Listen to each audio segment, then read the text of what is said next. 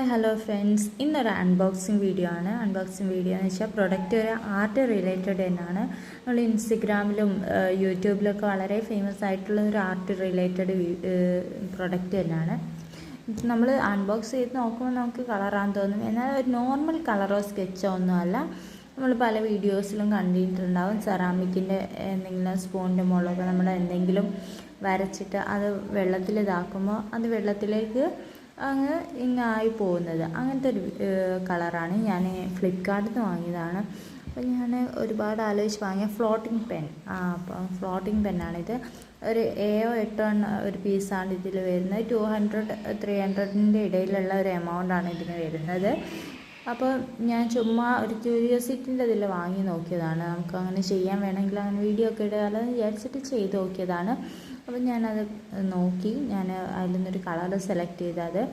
എനിക്ക് ആദ്യം കിട്ടിയത് സെറാമിക്കിൻ്റെ ഒരു ചെറിയൊരു പാത്രമായിരുന്നു, ഒരു പ്ലേറ്റ്. അതിലേക്ക് ഞാൻ ചെറിയൊരു ഡിസൈൻ ഒരു ഹാർട്ട് ഷേപ്പിൽ വരച്ചെടുത്തിട്ടുണ്ട്. ആദ്യം നമ്മളത് ഷെയ്ക്ക് ചെയ്യണമെന്ന് അതിന് മുകളിലുണ്ടായിരുന്നു.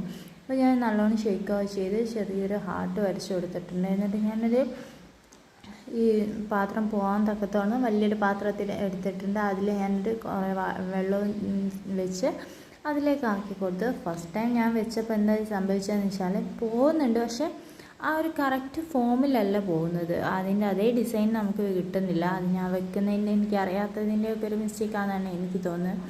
ഞാൻ വീണ്ടും റിപ്പീറ്റ് ചെയ്തു.